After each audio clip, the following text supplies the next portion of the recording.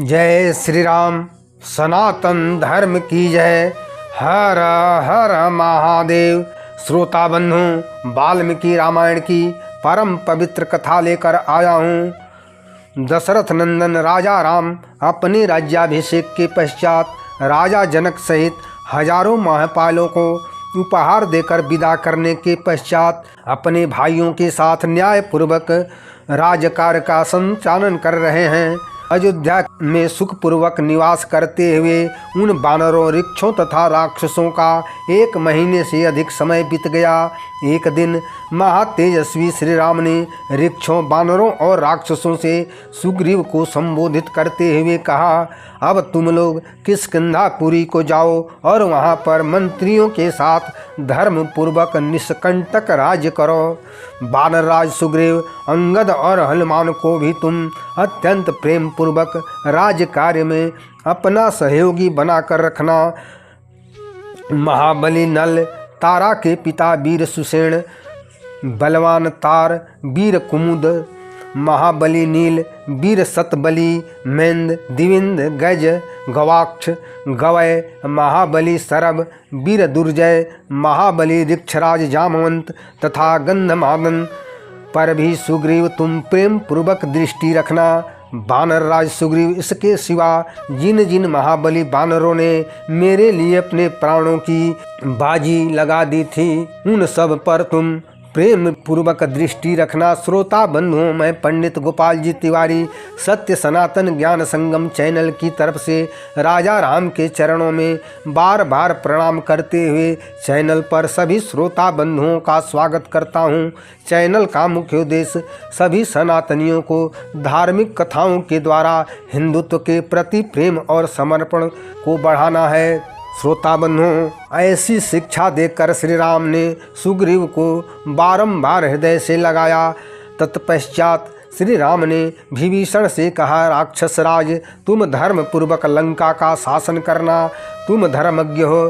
तुम्हारे नगर के सब राक्षस तथा तुम्हारे भाई कुबेर भी तुम्हें धर्मज्ञ समझते हैं और दूसरों से बताते भी हैं। राजन, तुम किसी तरह से भी अधर्म में मन को मत लगाना।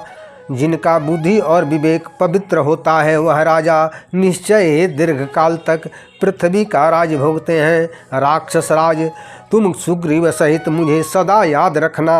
अब निश्चिंत होकर प्रसन्नता पूर्वक अपने राज्य लंका को लौट जाओ। सभी ने कहा, श्री राम, ब्रह्मा जी के समान आपके स्वभाव में सदा परम मधुरता रहती है और आपकी बुद्धि और पराक्रम अद्भुत है। श्रोता बंधुओं, वानर और राक्षस ऐसा कह रहे थे। उसी समय हनुमान जी विनीत भाव से श्री राम से बोले, प्रभु, आपके प्रति मेरा स्नेह सदा बना रहे, आपके प्रति मेरी भक्ति निश्चल रहे। प्रभु, इस पृथ्वी पर आपकी कथा जब तक प्रचलित रहे तब तक मेरे प्राण इस शरीर में बसा रहे। रघुनंदन, आपके दिव्य चरित्र की कथा भक्त गाया करें और मैं रामचरित्र सुनकर आनंदित रहूं। श्रोता बंधुओं, हनुमान जी के ऐसा कहने पर भगवान श्री राम ने सिंहासन से उठकर हनुमान को अपने हृदय से लगा लिया। श्री राम बोले, हनुमान, ऐसा ही होगा, इसमें संशय नहीं है। हनुमान, संसार में मेरी कथा जब तक प्रचलित रहेगी तब तक तुम्हारी कृति अमिट रहेगी और तुम राम कथा के प्रचारक रहोगे। जब तक सृष्टि रहेगी, ये लोक बने रहेंगे, तब तक तुम और मेरी कथाएं स्थिर रहेंगी। हनुमान, तुमने जो उपकार किए हैं उन उपकारों का मैं तुम्हारा ऋणी ही रहूँगा। इतना कहकर रघुनंदन ने अपने कंठ से चंद्रमा के समान उज्ज्वल हार निकालकर हनुमान जी के गले में पहना दिया। श्री राम के विदाई के ये शब्द सुनकर वीर वानर एक एक करके श्री राम के चरणों में सिर झुकाकर प्रणाम करके वहां से चल दिए।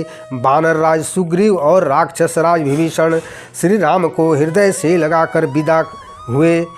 श्री राम के भावी विरह के से व्यथित होकर उनके नेत्रों में आंसू बह रहे थे। श्री राम को छोड़कर जाते समय वे सभी दुख से अचेत हो रहे थे। किसी के गले से आवाज़ नहीं निकल रही थी। सभी के नेत्रों में आंसू झर रहे थे।